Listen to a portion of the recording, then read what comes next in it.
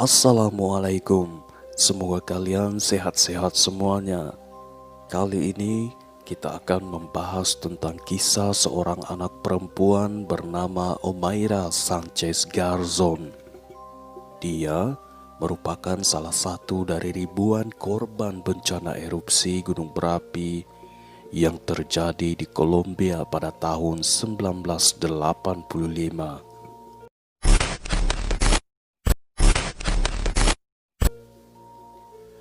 Omaira Sanchez lahir pada tanggal 28 Agustus 1972. Ayahnya bernama Alvaro Enrique Sanchez dan ibunya adalah Maria Aleida Garzón. Omaira ini memiliki seorang adik laki-laki bernama Alvaro Enrique Sanchez yang persis sama seperti nama ayah mereka. Sehari-hari, ayahnya bekerja sebagai pengepul hasil bumi seperti beras, kopi, dan berbagai jenis gandum lainnya. Kebetulan endapan-endapan gunung berapi yang terjadi selama ratusan tahun menjadikan lahan pertanian di kawasan tempat tinggal mereka ini sangat subur. Selain kedua orang tua dan adiknya, Bibi Omaira yang bernama Maria Adela Garzón juga tinggal di rumah mereka saat itu.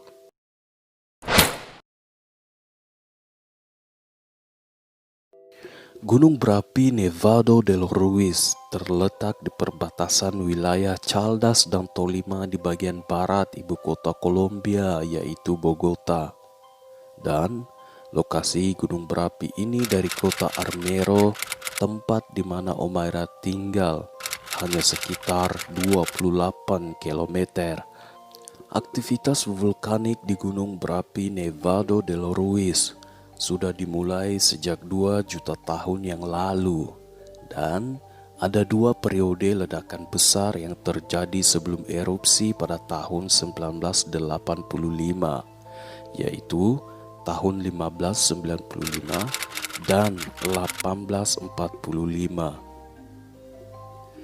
Sejak November 1984, kurang lebih setahun sebelum erupsi, para ahli geologi mendapati adanya peningkatan aktivitas seismik di sekitar Nevado del Ruiz. Umumnya, aktivitas seismik seperti ini adalah tanda akan terjadinya erupsi gunung berapi. Tapi aktivitas gunung berapi sempat menurun pada bulan Oktober 1985. Meskipun menurun, sekumpulan vulkanologis dari Italia terus memperingati pemerintah Kolombia untuk mengevakuasi sebagian penduduk. Tapi karena saat itu pemerintah Kolombia sedang fokus menangani kelompok pemberontak, maka peringatan tersebut pun diabaikan.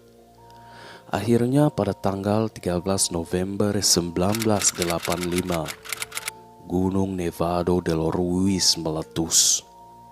Menurut catatan sejarah, letusan Nevado del Ruiz tahun 1985 ini adalah bencana alam terburuk sepanjang sejarah negara Kolombia. Disebabkan kota Armero berada paling dekat dengan gunung tersebut, kota ini hancur total dan 70% penduduknya atau sekitar 25.000 orang meninggal dunia akibat bencana tersebut.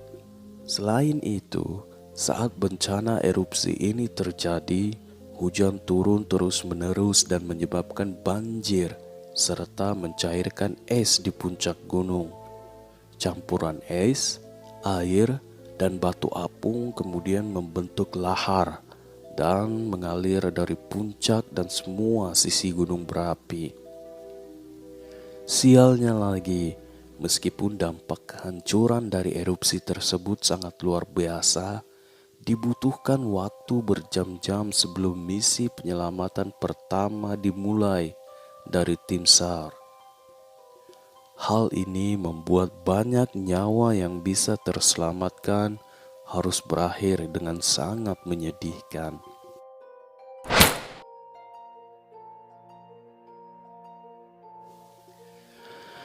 Pada malam kejadian, Omaira dan keluarganya terbangun oleh suara lahar dan hujan debu serta batu yang berasal dari gunung.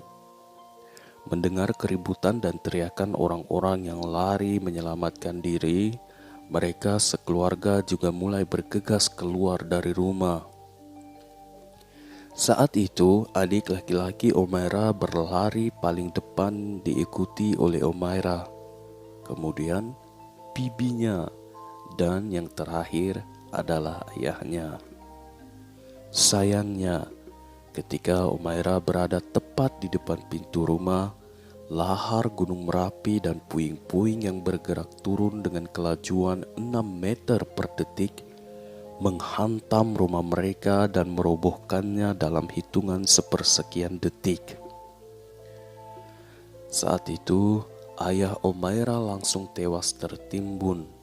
Begitu juga bibinya yang sempat mendorong tubuh Omaira melewati pintu, sehingga Omaira ini tidak ikut tertimbun bersamanya.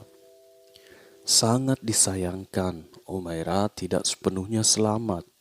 Kakinya terjepit di antara reruntuhan beton dan tangan bibinya yang saat itu sudah meninggal dunia. Hanya adik laki-lakinya yang selamat saat itu. Selama beberapa jam, Omaira tertutupi oleh reruntuhan sehingga seorang penyelamat melihat tangannya menonjol keluar dari puing-puing. Penyelamat ini kemudian memanggil teman-temannya dan mereka menggali selama sehari.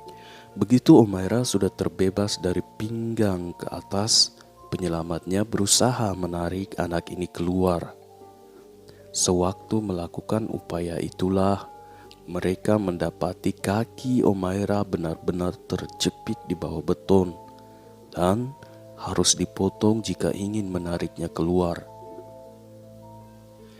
Lebih menyedihkan lagi, hujan turun tanpa henti sehingga air mulai menggenang di sekitar Omaira.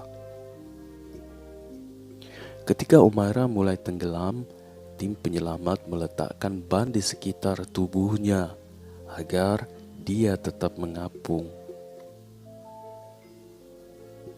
Meskipun dalam kesakitan, Omaira Sanchez tetap bersikap positif. Dia bahkan sempat menyanyikan sebuah lagu untuk menghibur seorang jurnalis yang bertugas sebagai relawan saat itu. Dia juga sempat meminta makanan manis serta minuman soda. Dia siap diwawancarai meski saat itu dia tampak khawatir serta menangis. Pada malam ketiga, Omaira Sanchez mulai berhalusinasi. Dia mengatakan bahwa dia tidak ingin terlambat ke sekolah dan menyebut soal ujian matematika dan seterusnya. Menjelang akhir hidupnya, mata Omaira menghitam, kemudian wajahnya membengkak dan tangannya memutih akibat terpapar pada lahar gunung berapi. Lalu dalam satu kesempatan, dia meminta para relawan untuk meninggalkannya agar mereka semua bisa beristirahat. Beberapa jam kemudian, tim penyelamat kembali lagi dengan sebuah pompa dan mencoba menyelamatkan Omaira. Tetapi kaki gadis itu benar-benar bengkok di bawah beton dalam posisi sedang berlutut. Jadi, memang mustahil melepaskan Omaira tanpa memotong kakinya. Disebabkan tidak memiliki peralatan bedah dan obat-obatan untuk menyelamatkan Omaira dari efek amputasi, para dokter yang ada saat itu sepakat bahwa lebih manusiawi untuk membiarkan Omaira meninggal dunia. Bayangkan kalian berada dalam posisi ini. Secara keseluruhan, Omaira Sanchez menderita selama hampir 3 malam atau sekitar 60 jam sebelum dia meninggal akibat paparan lava, serta gangren dan hipotermia. Kematian Omaira ini kemudian menjadi simbol kegagalan para pejabat negara di Kolombia untuk membantu para korban yang seharusnya bisa diselamatkan.